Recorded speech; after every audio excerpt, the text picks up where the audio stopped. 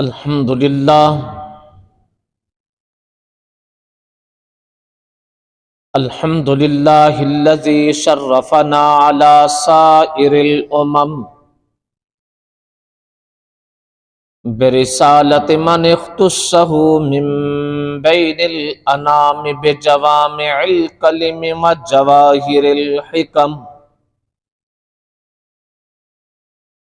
وصلی اللہ تعالی علی سیدنا محمد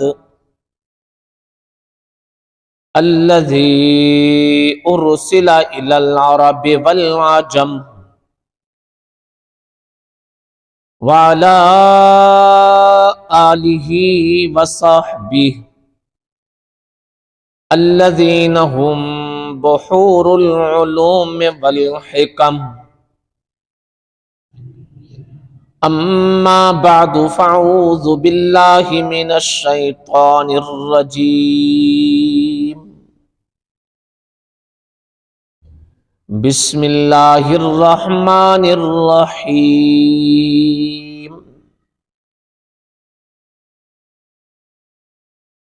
وَيَرْزُقُهُ مِنْ حَيْثُ لَا يَحْتَسِبُ صدق اللہ العظیم اللہم صلی علی محمد وعلی آل محمد کما صلیت علی ابراہیم وعلی آل ابراہیم انک حمید مجید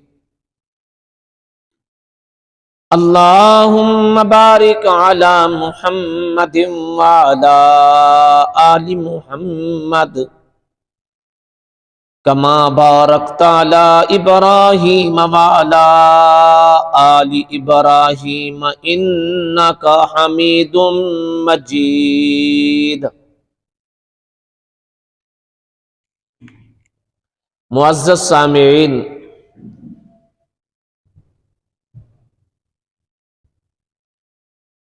رب العالمین نے بے شمار نعمتوں سے ہمیں مالا مال فرمایا ہے۔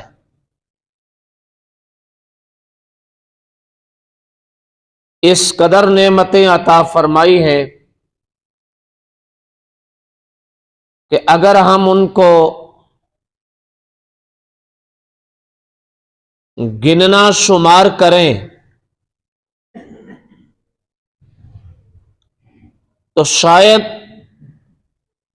پوری طرح سے گنتی نہ کر پائیں۔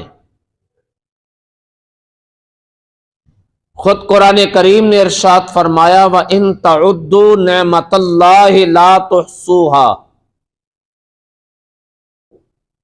اگر تم اللہ کی نعمتوں کو گنو لا تحصوها تو ان کا احاطہ نہیں کر سکتے، انہیں شمار میں نہیں لا سکتے۔ نعمتیں تو بے شمار ہیں۔ نعمتوں کے بارے میں دو چیزیں پیش نظر رکھنی چاہیے۔ ایک تو اللہ پاک سے یہ دعا مانگی جائے میرے مولا جو نعمت عطا کی ہے، نعمت ہے، صحت پہ زوال نہ آئے۔ علم نعمت ہے، علم پہ زوال نہ آئے۔ اطاعت فرما برداری نعمت ہے، اس پہ زوال نہ آئے۔ عزت و آبرو نعمت ہے، عزت و آبرو پہ زوال نہ آئے۔ عہدہ و منصب نعمت ہے، اس پہ زوال نہ آئے۔ مالی طور پہ فراوانی خوشحالی نعمت ہے، اس پہ زوال نہ آئے۔ خود ایک دعا ہے अल्लाहुम्मा इन्नी अऊज़ु बिका मिन ज़वाल नेमतिक। अल्लाह के रसूल हजूर सल्लल्लाहु अलैहि वसल्लम दुआ मांगा करते, ऐ अल्लाह इन्नी अऊज़ु बिका मिन ज़वाल नेमतिक, मैं नेमतों के जवाल की पनाह मांगता हूं। कुरान करीम ने नेमतों के हवाला से एक तो हमें यह तालीम दी कि नेमतों की दायमी तौर पे अल्लाह पाक से मांगो, दवाम जवाल ना आए। हकीकतन जवाल ये इंसान बाज़ औक़ात बर्दाश्त भी नहीं कर सकता। जिसने इज्जतें देखी हो वो जिल्लतें बर्दाश्त नहीं कर सकता, वो रुसवाइयां बर्दाश्त नहीं कर सकता। जिसने रिज़्क़ की फरावानी पाई हो उससे भूख बर्दाश्त नहीं होती। जिसने अपने बदन की सेहत तंदुरुस्ती पाई हो उससे बीमारी बर्दाश्त नहीं हो पाती। दूसरी तालीम कुरान पाक ने यह दी,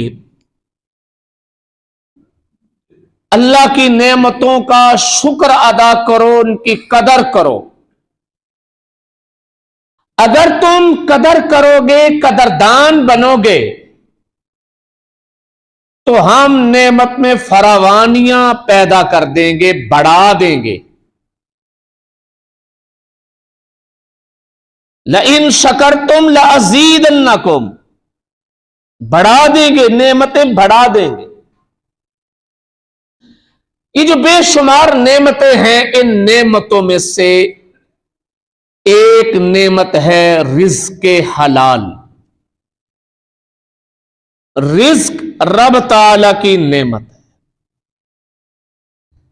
इस नेमत का हुक्म यह है कि कदर करो। बिलखुसूस रिज़्क़ में, अगरचे अहले इल्म ने फरमाया कि रिज़्क़ का लफ्ज बहुत वसी है, बहुत वसी है, बहुत वसी। इससे मुराद किसी इंसान को अपनी जिंदगी में पेश आने वाली जरूरियात वो खुशहाली से पूरी हो तो हम कहते हैं रिज़्क़ की फरावानी। सिर्फ खाने पीने की चीजों पर रिज़्क़ नहीं बोला जाता, सिर्फ खाने पीने की चीजों पर रिज़्क़ का लफ्ज नहीं बोला जाता, बल्कि तमाम जो जरूरियात जिंदगी हैं वो जायज और हलाल तरीके से फरावानी के साथ पूरी होती रहे तो इसे हम कहते हैं रिज़्क़ की फरावानी है। हमारे यहां मुख्तलिफ शोबों से वाबस्ता लोग, उनसे पूछे, हाँ जी कारोबार ठीक है, सोनी रोटी चल दी है भाई, ये लफ्ज बोला जाता है। इससे मुराद सिर्फ रोटी तो नहीं होती, इससे मुराद पूरी जरूरियात उनके पूरा होना है। हाँ जी ये सौदा आप खरीद लें, रोटी चंगी है। देखिए अब रोटी का लफ्ज सिर्फ आटे की बनी हुई रोटी के ऊपर नहीं बोला जाता, बल्कि क्या है, ये रिज़्क़ पर है।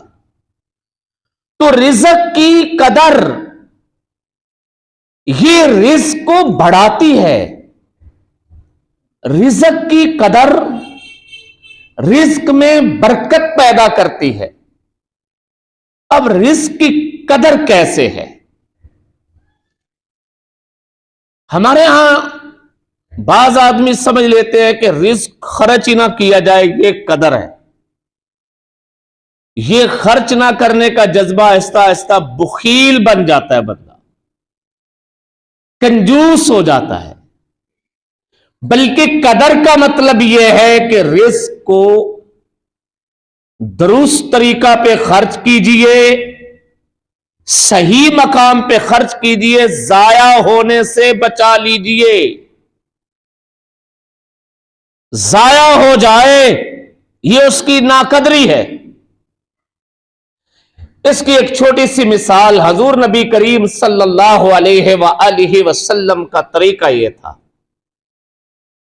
کھانا کھانے کے دوران کوئی لقمہ، کھانے کا کوئی ٹکڑا نیچے دسترخوان پہ گر گیا، وہ اپنے ہی ہاتھ سے چھوٹ کے گرا ہے، یا اس کا کچھ حصہ منہ میں اور باقی حصہ نیچے گر گیا، اپنے ہاتھ سے گرا ہے، اپنا بچا ہوا گرا ہے، اپنے ہاتھ سے ٹوٹا ہوا گرا ہے، تو وہ اگر تم استعمال نہیں کرو گے ضائع ہوگا۔ پیغمبر کریم صلی اللہ علیہ وسلم کی تعلیم یہ، اسے اٹھا لو اور استعمال میں لاؤ۔ اسے اٹھا کے استعمال میں لانا بخل نہیں، اسے اٹھا کے استعمال میں لانا رزق کی قدر ہے۔ اسے اٹھا کے اپنے استعمال میں لے آئیں یا کسی اور کو استعمال میں لانے کی اجازت دے دیں، یہ اس کی قدر ہے۔ اور حضور نبی پاک صلی اللہ علیہ وآلہ وسلم کے صحابہ نے یہ قدر عملاً کر کے دکھائی۔ آپ کے صحابہ میں ایک مشہور صحابی ہیں حضرت حذیفہ بن یمان رضی اللہ تعالی عنہ۔ آپ علیہ السلام نے حذیفہ بن یمان کو بھیجا، حذیفہ جاؤ ملک ایران، وہاں ان کو خط پہنچاؤ ہمارا۔ جس وقت خط لے کے حضرت حذیفہ بن یمان وہاں پہنچے، سفارتی معاملات تھے، ابھی وہ خط پڑھنے پڑھانے کی نوبت نہیں آئی تھی کہ انہوں نے یہ سمجھا کہ سفیر ہیں، سفیر کو کھانا کھلائیں، دسترخوان لگا، کھانا کھا رہے ہیں، کھانا کھانے کے دوران لقمہ نیچے گر گیا، حضرت حذیفہ بن یمان نے لقمہ اٹھایا اور جہاں محسوس کیا کہ یہاں کچھ شاید نیچے کا کوئی ذرہ لگ گیا ہو جو کھانے کے لائق نہیں، اسے صاف کیا، صاف کر کے اپنے منہ میں ڈالنے لگے تو جو صاف بندہ تھا کونی مار کے کہنے لگا، تمہیں آداب بھی معلوم نہیں؟ تمہیں نہیں پتا شاہی دسترخوان کے آداب کیا ہوتے ہیں؟ تم بھوکے ننگے علاقے سے آئے ہو، عرب کا علاقہ ان دنوں اس زمانہ میں مالی طور پہ کمزور خطہ سمجھا جاتا تھا، اور یہاں تم بادشاہ کے دسترخوان پہ بیٹھے ہو اور گرا ہوا لقمہ اسے پھر سے کھانے لگے ہو، اس سے تمہاری بے عزتی ہوگی، انسلٹ ہوگی، تحقیر ہوگی، ایسا نہ کرو۔ یہ لوگ کیا کہیں گے؟ تمہارے بارے میں ان کی سوچ کیا بنے گی؟ حضرت حذیفہ بن یمان رضی اللہ تعالی عنہ نے عجب بات کہی، فرمانے لگے یہ تو میرے نبی کی تعلیم ہے، یہ رزق کی قدر ہے۔ اترک سنت رسول اللہ صلی اللہ علیہ وسلم لہؤلاء الحمقاء، ان بے وقوفوں کی وجہ سے میں اپنے نبی کی سنت چھوڑ دوں، اپنے نبی کا طرز طریقہ چھوڑ دوں؟ وہ لقمہ اٹھایا اور اسے استعمال کیا۔ پیغمبر کریم صلی اللہ علیہ وسلم کی تعلیم، آپ دودھ نوش کرنے لگے ہیں، پانی پینے لگے ہیں، یا ایسی ہی کوئی چیز پینے پلانے کی، کوئی مکھی آ گری، اب اس مکھی کو ڈبکی دو، ڈبکی سے مراد فرمایا کہ اس کے ایک پر میں شفا ہے اور ایک میں تکلیف ہے، ایذا ہے، اسے باہر پھینکو اور استعمال کر لو۔ یہ قدر ہے رزق کی، اسے ضائع نہ کرو، اسے بالکل ختم نہ کرو۔ تو رزق کی قدر حضور صلی اللہ علیہ وسلم نے سکھائی، اس سے رزق میں برکت پیدا ہوتی ہے۔ ایک لفظ سمجھے، ایک ہے کثرت اور ایک ہے برکت۔ رزق کی کثرت اور رزق کی برکت۔ اللہ والے فرماتے ہیں اللہ پاک سے رزق کی کثرت نہ مانگو، رزق کی برکت مانگو۔ کثرت کا معنی یہ ہے کہ وہ شے گنتی میں بہت زیادہ ہو جائے، اور برکت کا معنی یہ ہے کہ گنتی میں چاہے تھوڑی ہو، جتنی ہے اللہ پاک اس سے ضرورت پوری فرما دے۔ تو مال کی برکت نے نبی کی زندگی میں بڑے بڑے معجزات دکھائے، جہاں مال کی برکت آئی اور اس مال کی برکت سے معجزات ظاہر ہوئے۔ صحابہ مال کی برکت مانگا کرتے، حضور نبی کریم صلی اللہ علیہ وآلہ وسلم غزوہ احزاب میں شامل ہیں۔ یہ غزوہ احزاب وہ ہے جہاں مکہ مکرمہ کے سرداروں نے عرب کی دائیں بائیں کی جماعتیں اکٹھی کی اور سن 4 ہجری میں مدینہ منورہ پہ حملہ کر دیا۔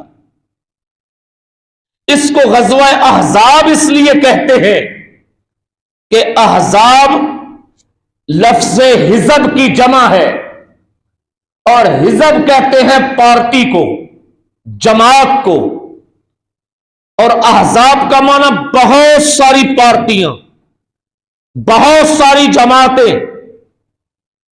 تو بہت ساری جماعتیں ایکا کر کے ایک ہو کے مدینہ پہ حملہ کے لیے آئیں۔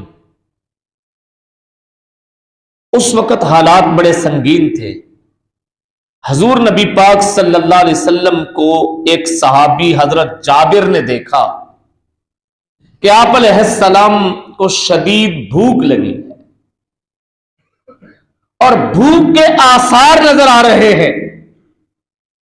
حضرت جابر نے عرض کیا، یا رسول اللہ صلی اللہ علیہ وسلم، آپ کو بھوک لگی ہے اور بھوک کی وجہ سے پیٹ پہ پتھر باندھا ہے، آپ نے کپڑا ہٹا کے دکھایا، ایک نہیں 2 باندھے۔ حضرت جابر دوڑے دوڑے دوڑے گھر گئے، بیوی سے پوچھا گھر میں کچھ ہے؟ بیوی نے کہا راشن ہے، لیکن یہ اس راشن سے 4-5 بندوں کی روٹی پک سکتی ہے، اور گھر میں ایک بکری کا بچہ ہے، اسے ذبح کریں تو اتنے ہی آدمیوں کا سالن تیار ہو جائے گا۔ حضرت جابر خوش ہو گئے کہ کم از کم حضور صلی اللہ علیہ وآلہ وسلم ان کی دعوت تو میں کر سکتا ہوں، ان کی بھوک تو ختم ہو سکتی ہے۔ بیوی سے کہا کہ تیاری کر، میں آپ علیہ السلام کو لے کے آ رہا ہوں۔ گھر سے نکلتے نکلتے بیوی نے پھر کہا، میرا سرتاج دیکھنا آٹا اتنے اتنے بندوں کے لیے، زیادہ کے لیے نہیں، اور جو بکری ہے وہ بھی آپ کے سامنے، یہ کتنے افراد کے لیے ہو سکتی ہے؟ حضرت جابر نبی پاک صلی اللہ علیہ وسلم کی خدمت میں حاضر ہوئے اور عرض کہ یا رسول اللہ صلی اللہ علیہ وسلم، آپ چلیے، میں نے گھر میں کھانا تیار کیا آپ کے لیے۔ آپ علیہ السلام نے نگاہ دوڑائی، اردا گرد افراد دیکھے تو وہاں تو کئی بندوں کو بھوک لگی ہوئی تھی۔ آپ نے آواز دے کے کہا، چلو بھائی جابر کے گھر کھانا تیار ہے، چلو جابر کے گھر کھانا تیار ہے۔ نبی کو اپنے صحابہ پہ کتنا اعتبار اور کتنا اعتماد تھا۔ مسئلہ سمجھے، مسئلہ یہ ہے، ایک آدمی کی دعوت کی ہے آپ نے، اس آدمی کو یہ اختیار نہیں کہ اپنے ساتھ کسی کو لائے، یہ اختیار نہیں۔ مسئلہ یہ ہے، اور مسئلہ حضور صلی اللہ علیہ وسلم نے سمجھایا بھی۔ ایک آدمی آیا اور آ کے کہنے لگا، یا رسول اللہ صلی اللہ علیہ وسلم، میں آپ کی اپنے گھر دعوت کرنا چاہتا ہوں، آپ تشریف لائیں میرے گھر کھانا کھائیں. آپ نے فرمایا میں تو عائشہ کو بھی ساتھ لاؤں گا, عائشہ کے لیے اجازت ہے, دعوت ہے, تو پھر میں دعوت قبول کرتا ہوں. اور اگر آپ صرف مجھے بلا رہے ہیں پھر کسی وقت سے ابھی نہیں. یہ مسئلہ بھی سمجھا دیا کہ اگر ہے تو ٹھیک. اس نے خوشی سے کہا جی بسم اللہ, آپ لائیے اپنی اہلیہ کو بھی ساتھ لے کے آئے. ایک طرف مسئلہ یہ ہے کہ دعوت جس کی ہو وہی, باقی نہیں. باقی طفیلی ہوتے ہیں.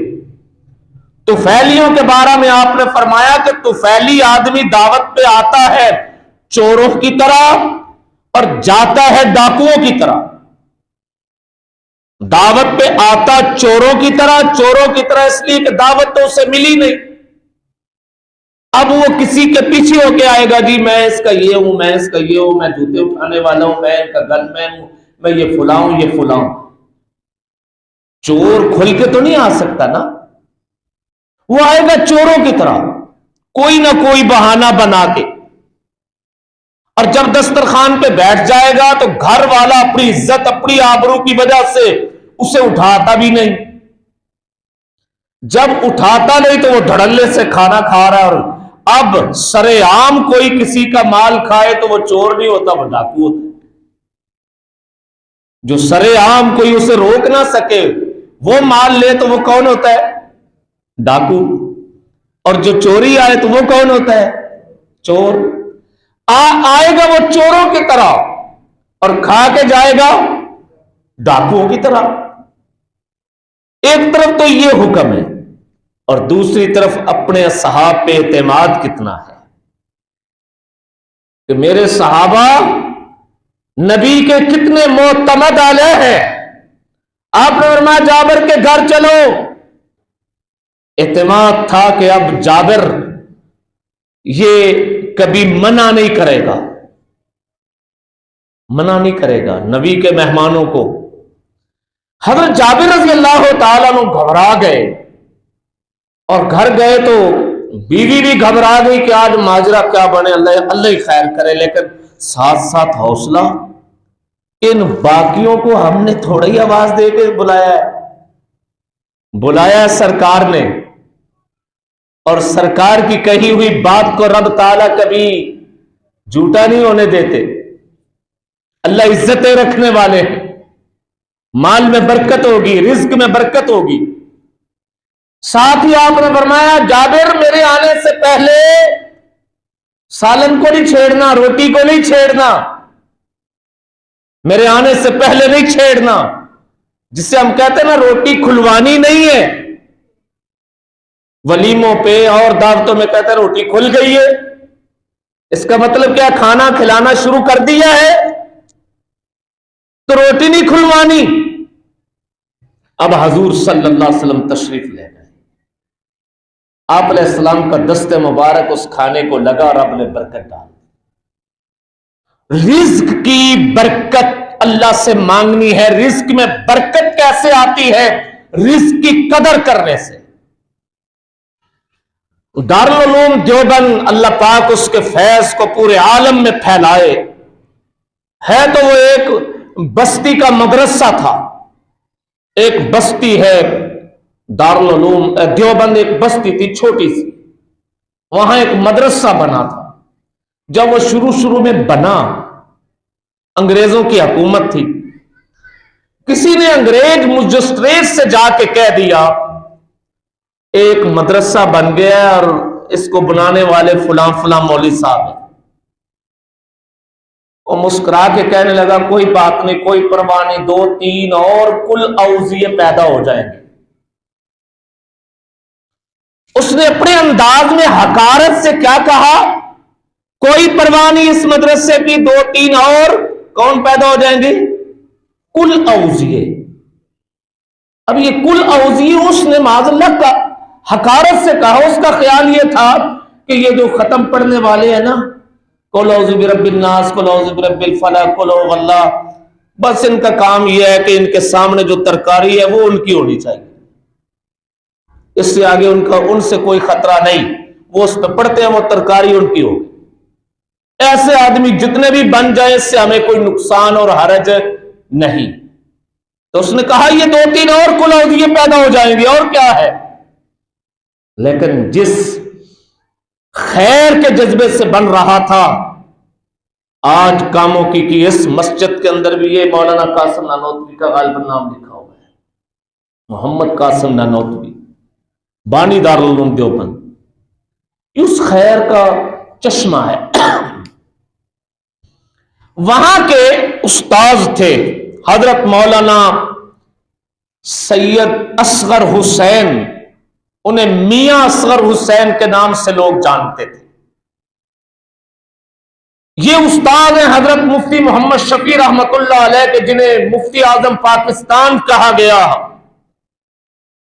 کراچی ہجرت کر کے جب تقسیم ہوئی تو ہجرت کر کے کراچی آ بسے اور کراچی میں ایک ادارہ قائم کیا۔ ان کا ادارہ 72 ایکڑ زمین پہ ادارہ ہے ان کا، بہت بڑا۔ مفتی محمد شفیع رحمت اللہ تعالی علیہ کے یہ استاذ تھے۔ حضرت مفتی محمد شفیع رحمت اللہ علیہ نے بات لکھی، فرماتے ہیں ہم ایک بار استاد جی کی خدمت میں حاضر ہوئے ملاقات کے لیے۔ کھانے کا وقت تھا، دسترخوان لگا، کھانا کھایا۔ کھانے میں سالن کے طور پہ گوشت تھا اور روٹی تھی۔ کھانا کھانے کے بعد مفتی شفیع صاحب اس شاگرد نے تو عرض کرنے لگے استاد جی میں دسترخوان سمیٹ دوں؟ دسترخوان میں سمیٹ دوں، کھانا کھا لیا۔ حضرت میاں اصغر حسین رحمت اللہ علیہ نے فرمایا میاں شفیع، مولانا شفیع، تمہیں دسترخوان سمیٹنے کا فن آتا ہے؟ حیران ہو گئی یہ سن کے، دسترخوان سمیٹنا بھی کوئی فن ہے؟ فن تو علم کے ہوا کرتے ہیں، علوم کے فن ہوا کرتے ہیں۔ یہ تفسیر کا فن ہے، یہ حدیث کا فن ہے، یہ اصول فقہ کا فن ہے، یہ فلسفہ کا ہے، یہ منطق کا ہے، یہ علم حیت کا ہے، یہ علم ریاضی کا ہے، یہ علم جغرافیہ ہے، یہ علم فلکیات ہے۔ فنون تو یہ ہوتے ہیں، دسترخوان بھی سمیٹنا کوئی فن ہے؟ حیرت سے کہنے لگے استاد جی، استاد محترم، کیا دسترخوان سمیٹنا بھی فن ہے؟ فرمایا ہاں، دیکھ تو ذرا پیچھے ہٹ جا۔ فرمانے لگے ہم نے کھانا کھایا ہے، اب جو کھانا بچ گیا وہ تو الگ چیز ہے، وہ تو قابل استعمال۔ 10 روٹیاں تھیں، 8 استعمال ہوئی تو 2 قابل استعمال۔ سالن وہ پورا ڈونگا بھرا ہوا تھا، کچھ بچ گیا تو وہ قابل استعمال۔ لیکن جو ہم نے کھایا ہے اس کو سمیٹنے کے لیے فرماتے ہیں کہ میں نے 4 چیزیں الگ الگ کرنی ہوتی ہیں۔ 4 چیزیں الگ الگ، یہ رزق ہے، رزق کی قدر کرنی ہے۔ اب وہ 4 چیزیں فرمانے لگے، سب سے پہلے تو وہ ہے جو صرف ہڈی ہی ہڈی ہے، ہڈیوں کو الگ کرنا ہے۔ اور پھر دوسرے نمبر پہ وہ چھوٹے چھوٹے ذرات ہیں ہڈیوں کے ساتھ لگے ہوئے گوشت کے، جو ہم عام طور پہ کھا نہیں سکتے، وہ الگ کرنے ہیں۔ اور کوئی ٹکڑا جو جلا ہوا ہوتا ہے وہ الگ کرنا ہے۔ اور کچھ ٹکڑے وہ جو برادہ بن جاتے ہیں، خشک آٹا لگا ہوا ہو تو وہ نیچے گر جاتے ہیں، ذرات ہوتے ہیں وہ الگ کرنے ہیں۔ یہ 4 الگ الگ کرنے ہیں، یہ رزق ہے۔ پھر فرمایا کہ ان 4 کی میں نے جگہ الگ الگ بنائی ہے رکھنے کی، اس سے 4 مخلوقیں اللہ کی فائدہ اٹھاتی ہیں، 4 مخلوقوں کو رزق پہنچ رہا ہے۔ جو ذرات ہیں میں نے جگہ دیکھی ہوئی ہے جہاں کیڑے مکوڑوں کے بلے اور سوراخیں ہیں، میں ذرات وہاں جا رکھتا ہوں، وہاں سے کیڑے مکوڑے اپنی غذا لے جاتے ہیں، اگلے وقت وہ وہاں نہیں ہوتی، وہ ساری استعمال ہو چکی۔ اور یہ ہڈیاں ہیں، اس کی ایک جگہ ہے جہاں سے میں وہاں رکھتا ہوں، وہاں پہ ایک کتا آتا ہے، وہ اٹھا کے لے جاتا ہے۔ کتا حرام جانور، لیکن اللہ کی مخلوق اس کا۔ اور تیسرے نمبر پہ جس کے ساتھ کچھ گوشت لگا ہوا ہے، میں نے الگ جگہ رکھی ہوئی ہے، ایک بلی آتی ہے، وہ وہاں سے وہ لے جاتی، اور باقی رہ گئے وہ جلے بھنے ٹکڑے چھوٹے چھوٹے جو کبھی کچے رہ گئے، کبھی بہت کچا ہو تو تب بھی نہیں کھا سکتے، اور پک جائے زیادہ وہ بھی نہیں کھا سکتے، اس کو میں چھت کے اوپر پھینکتا ہوں تو وہاں سے آتے ہیں پرندے، چڑیاں آتی ہیں، وہ چڑیاں انہیں اٹھا کے لے جاتی ہیں، وہ ان کی غذا ہے۔ تو جب یہ تفصیل بتلائی تو مفتی محمد شفیع رحمت اللہ علیہ، جنہوں نے اردو زبان میں قرآن کریم کی تفسیر لکھی ہے، تفسیر معارف القرآن، جتنی اردو تفسیریں ہیں سب سے مفید تفسیر قرآن پاک کی تفسیر معارف القرآن ہے۔ خود میں تفسیر معارف القرآن سے استفادہ کرتا ہوں۔ یہ مفتی محمد شفیع رحمت اللہ تعالی علیہ کہہ رہے ہیں کہ تفصیل سننے کے بعد پتا چلا کہ دسترخوان سمیٹنا بھی فن ہے، رزق کی قدر ہے۔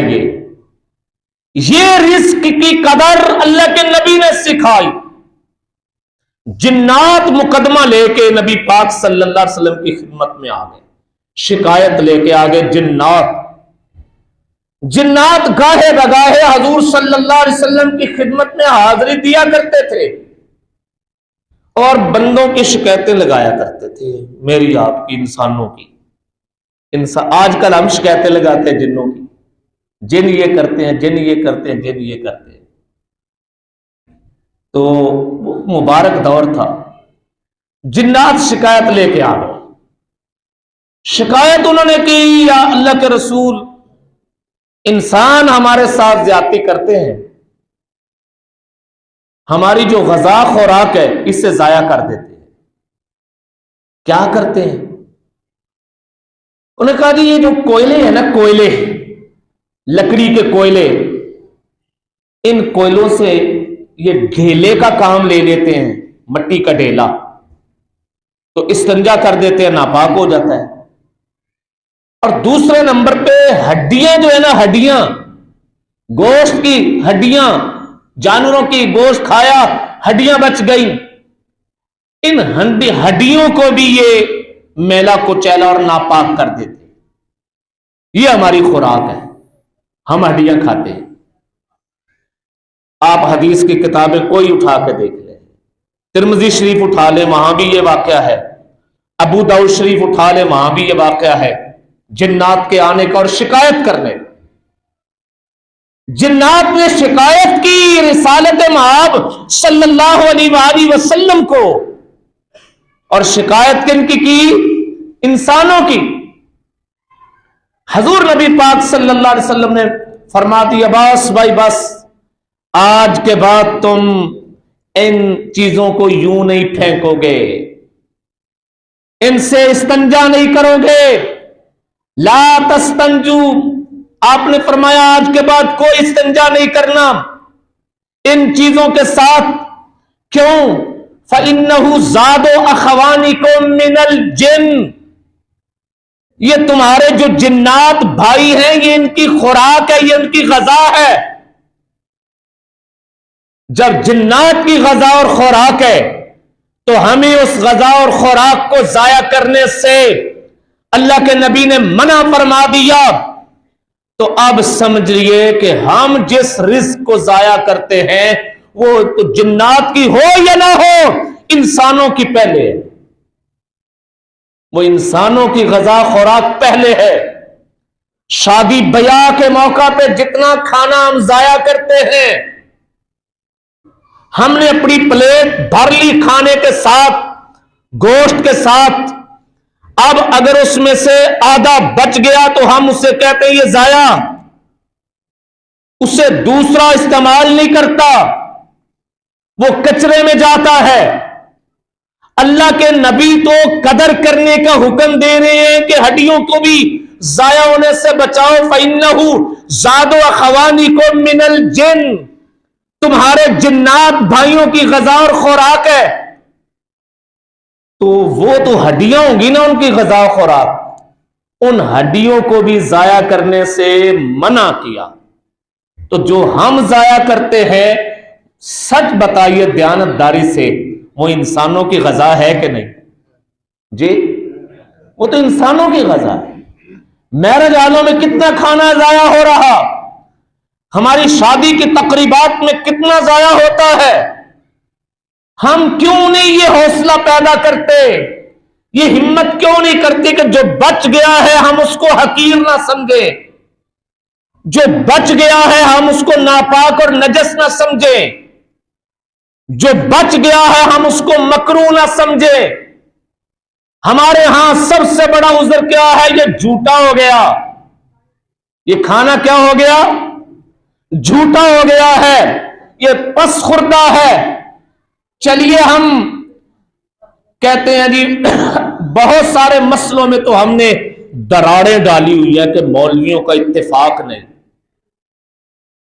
مولویوں کا اتفاق نہیں، یعنی جہاں کوئی مسئلہ اختلافی آ جائے ہم وہاں یہ کہہ دیتے ہیں کہ مولویوں کا اتفاق نہیں، میں اس مولوی کے ساتھ ہوں، اس کے ساتھ، اس کے ساتھ ہوں، ان کے ساتھ نہیں۔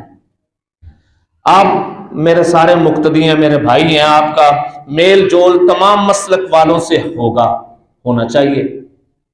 جا کے پوچھئے کہ مسلمان کا جھوٹا یہ پاک رہتا ہے یا ناپاک؟ بس اتنا سا سوال کیجیے۔ مسلمان کا جھوٹا، مسلمان نے پانی پیا پورا گلاس نہیں پی سکا، آدھا بچ گیا، یہ آدھا پاک ہے کہ ناپاک؟ مسلمان نے سالن کے اندر لقمہ روٹی کا ڈالا، بھگو کے کھا لیا، کچھ سالن بچ گیا، یہ بچا ہوا پاک ہے کہ ناپاک؟ کھانے کی چیزوں میں سے 3 چمچ لگائے، باقی سارا کھانے کے چاول بقایا پڑے ہیں، یہ پاک ہیں کہ ناپاک؟ یہ سوال کیجیے آپ۔ ہم جن مسلکوں میں تقسیم ہے ان سے پوچھیے، ان علماء سے پوچھیے جا کے جی مسئلے کی روح سے یہ پاک ہے یا ناپاک؟ میں دینیات کا طالب علم ہوں، میں نے پاکی ناپاکی کے مسائل پڑھے ہیں۔ پس خوردہ اسے کہتے ہیں، بچا ہوا، بچا ہوا۔ عربی میں اس کا لفظ معنی ہوتا ہے سور۔ ایک تو سور ہے نا ہمارے ہاں، سور یہ خنزیر کو کہتے ہیں، لیکن استعمال شدہ بچی ہوئی شے کو عربی میں کہتے ہیں سور، سور الانسان، انسان کا بچا ہوا۔ وہاں ہم نے پوری تفصیلات پڑھی ہیں کہ اس شے کا بچا ہوا حرام نجس ہے، وہ کھانے کی چیز ہے تو کھانا حرام، اور اگر دھونے کی چیز ہے اس کے ساتھ کوئی شے دھوئی جا سکتی ہے تو دھونا حرام، اور کچھ چیزیں ایسی ہیں جن کا پس خوردہ حرام نہیں، مکروہ ہے، کچھ چیزیں ایسی ہیں جن کا پس خوردہ مکروہ بھی نہیں، مشکوک ہے، اور کچھ وہ ہیں جن کا پس خوردہ ہر حال میں پاک ہے۔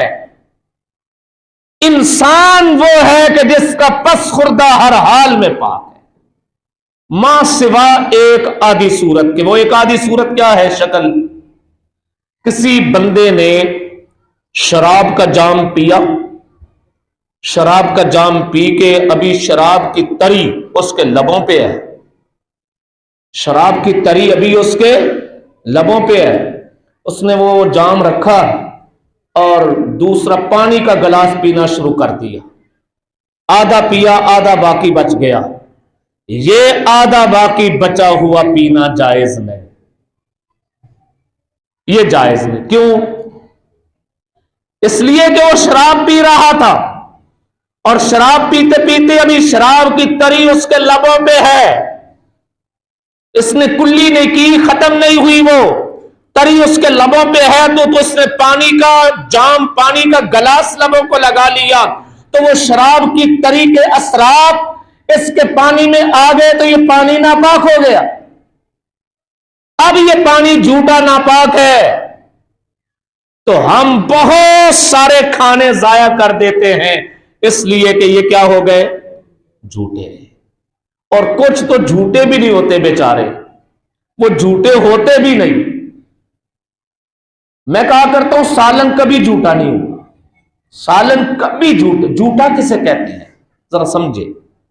جو شے کھانے اور پینے کی لب، جس کو لب لگ جائے، جسے لب لگے اور لب لگ کے وہ شے بچ جائے تو اسے کہتے ہیں جھوٹا، جسے لب لگے، کیونکہ لبوں کے اندر ہوتا ہے لعاب، جو بیچارہ لبوں تک آیا ہی نہیں وہ کیسے جھوٹا ہو گیا؟ تو جس سالن کو، جس بوٹی کو آپ نے اپنے ہونٹوں سے لگایا ہی نہیں، وہ جھوٹی کیسے ہو گئی؟ تو یہ جو رزق کی بے قدری ہو رہی ہے، یہ رزق کی بے قدری، یہ رزق سے برکت کو اٹھا لیتی ہے۔ تو آئیے ہم ارادہ کریں، ہم رزق کے قدردان بنیں۔ سبحان اللہ۔